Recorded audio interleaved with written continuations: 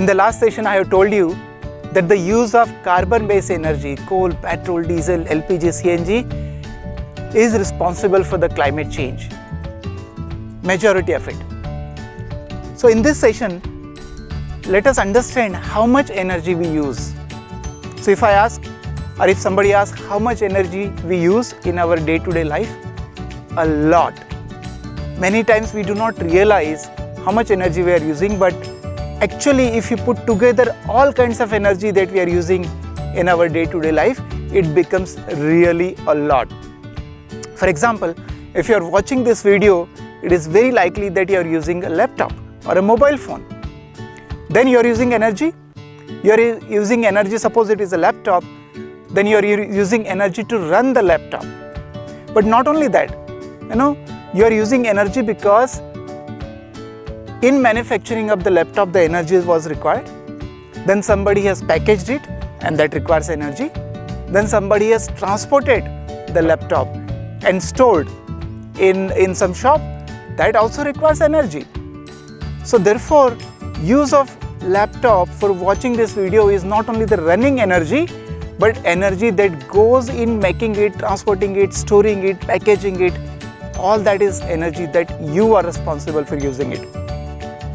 If you are using mobile phone, then same thing. You need to run a mobile phone, you need energy. You need to manufacture it, you need to package it, you need to transport it, you need to store it. You require energy. Not only that, if you are watching this video on a mobile or laptop and if you are sitting on a chair, that requires energy. In order to manufacture a chair, you need to cut it down, you need to polish it, again you need to transport it, that requires energy. If your laptop is sitting on a table, then you are using energy in the form of the table. If your table is sitting on a floor, then there is a use of energy.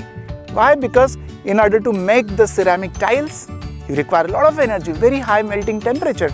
Then again somebody has to transport it, put it, install it, that requires energy.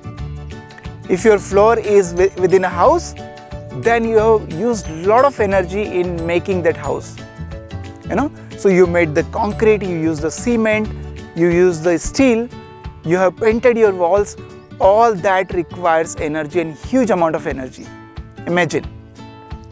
If there is a fan or light running in your room, that is consuming energy.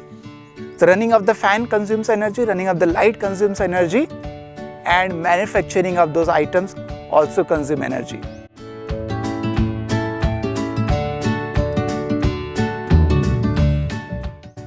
So basically, we end up directly or indirectly consuming a lot of energy. We are not realizing that. Let me give a simple example of brushing your teeth.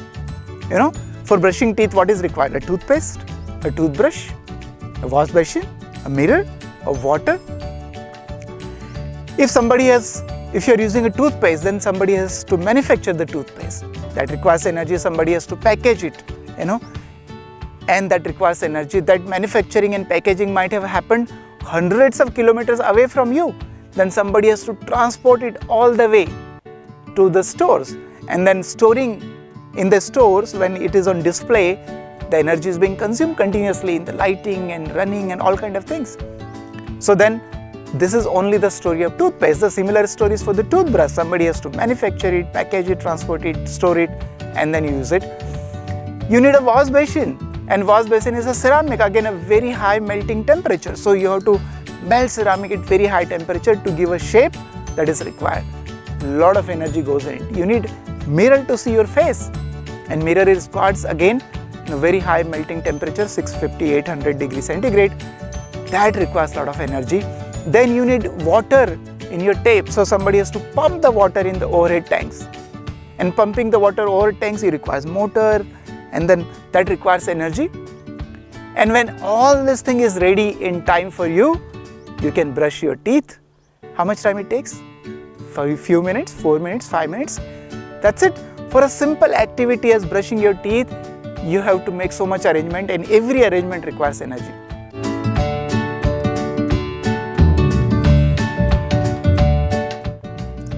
Imagine in your entire day how much energy you are consuming. imagine in your entire life how much energy you are consuming. This is only example of running of a house, but we also eat food. So you require energy for cooking the food. We also travel to our offices and other places. So you require energy for traveling and transportation. So in summary, what I want to say that we use lot of energy.